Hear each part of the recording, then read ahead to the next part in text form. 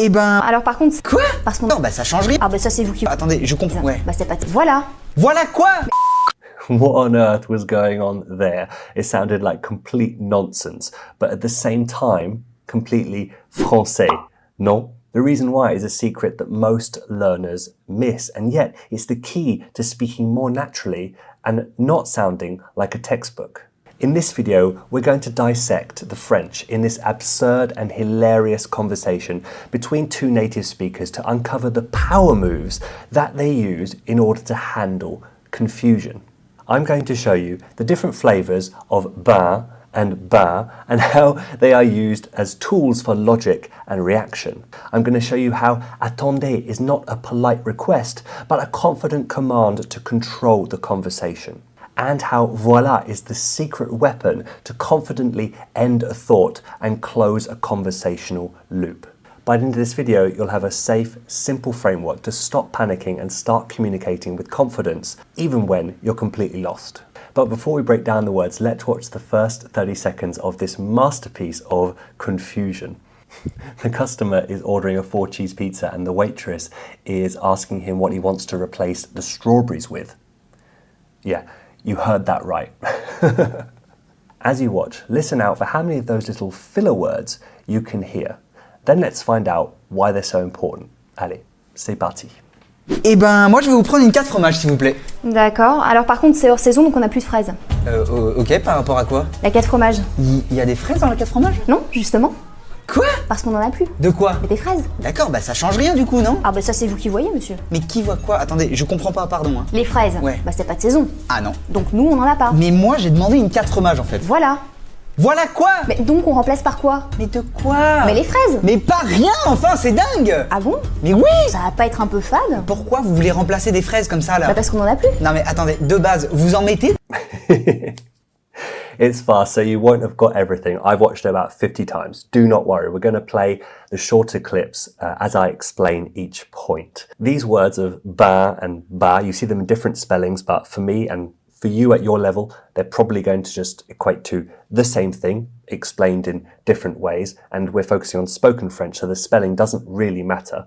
They're often pronounced identically, and they are everywhere in this scene and in everyday French. Most learners think of ben as just like or and that's partially true, but they're also precision tools that are doing a very clever job in the conversation. Giving them to you today even feels a bit like cheating.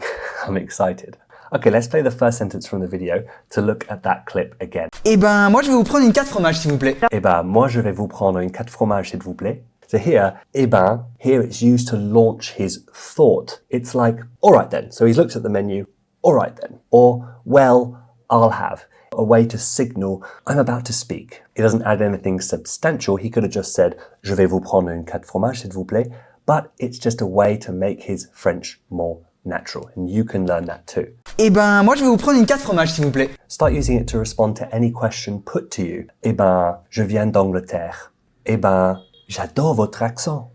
So that was what I call the initiator ba. Now we can look at the logical ba, if you like. Let's play the second clip.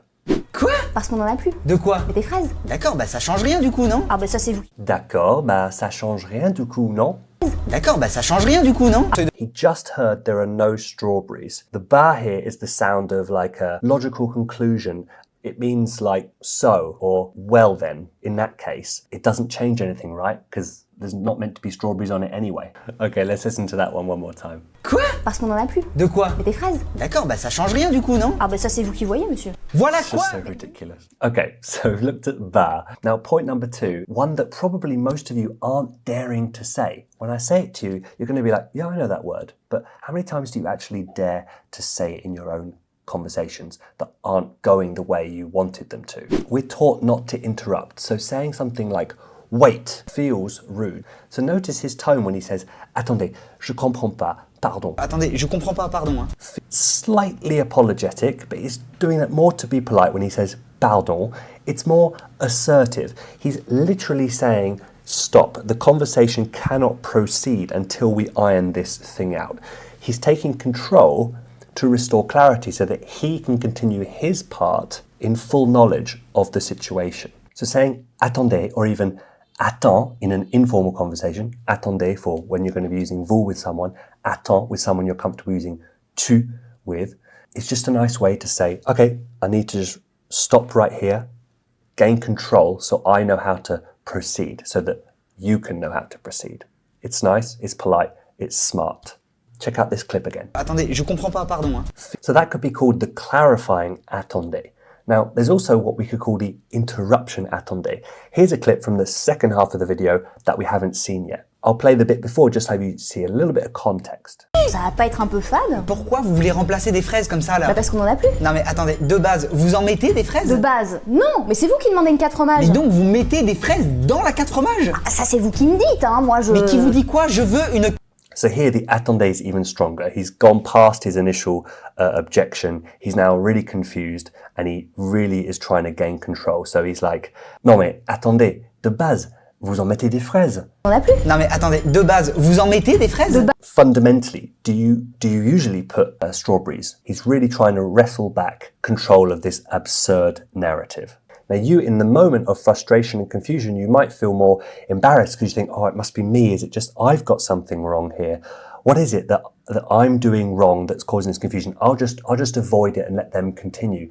In the moment, it feels safe putting the blame on yourself, but you've got to think about the larger conversation and not be ashamed or embarrassed to say something like, attendez, je comprends pas, or attendez, and then you ask a clarifying question like he does here. Vous en mettez des fraises? Right? So do not be afraid to ask for clarification, interrupt with attendez. Perfectly fine in French. Attendez, French learner, before you continue. If the idea of beating the French freeze, which is any moment in the conversation where things look like they're going to fizzle out, either due to you not understanding or you not being able to say the right thing in the moment, if this is something that afflicts you, then I would really recommend you grab your copy of my free guide, Beat the French Freeze. It's a 12-page complete guide on how to rescue conversations. Grab that via the link down below at the end of the video. Okay, so you know how to start your responses, you know how to logically connect things with ba, and you know how to interrupt and get clarification with attendez. Now, at the end of your thoughts, at the end of your interaction, you're going to want to land this plane safely. And the best way to do that in natural French is the word voilà. French natives do this all the bloody time, both consciously and unconsciously. It's just become automatic for them and it can become automatic for you. This signals to the other person that you have completed your thought. You might continue immediately onto another one, but it just helps end one thought before moving on to another. However, before we see an example from the video about how it concludes thoughts, let's see how it can also create confusion. Ah non. Donc nous on en a pas. Mais moi j'ai demandé une 4 fromages en fait. Voilà. Voilà quoi? The waiter says, voilà, as if she's made a brilliant point, but the customer is just left asking, voilà what? That doesn't make any sense. So this shows that voilà must conclude not only a thought, but a clear thought. For her, in her character, it is clear, but for him, it's absolute nonsense. Voilà. Voilà quoi? Mais moi j'ai demandé une 4 fromages en fait. Voilà. Voilà quoi?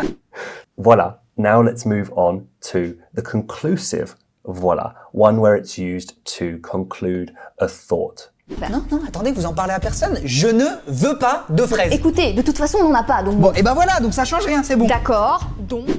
Bon, et ben voilà, donc ça change rien, c'est bon. So many fillers in there, but let's focus on the voilà. The customer uses it perfectly. The phrase bon, et ben voilà is a powerful package.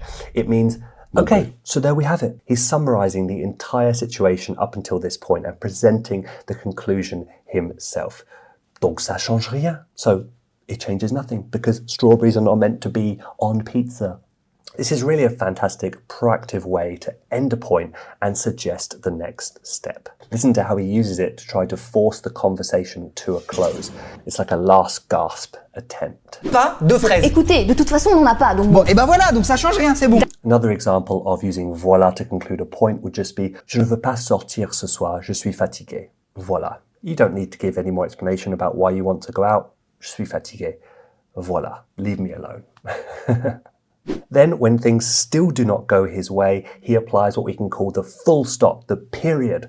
voilà. He's like, no, I am done with this line of reasoning. Let's check it out. Donc, on remplace par quoi? Wow, non, mais là, non, en fait, voilà. Moi, j'en ai marre, j'atteins mon seuil de saturation, j'ai super faim, donc vous faites ce que vous voulez, mais si vous prononcez encore une seule fois le mot fraise, je vous jure que je fais cramer la baraque. Ok. This is the most definitive version. It's like a verbal full stop, verbal period. Non, en fait, voilà. Moi, j'en ai marre. It means, nope, we're done with this line of questioning. Voilà. He uses it right before he finally loses his patience and before, you know, it actually gets messy. J'ai super faim, donc vous faites ce que vous voulez, mais si vous prononcez encore une seule fois le mot fraise, je vous jure que je fais cramer la baraque. Ok. Donc, pas de fraises. Bon, j'imagine que je vous pose pas la question pour les myrtilles.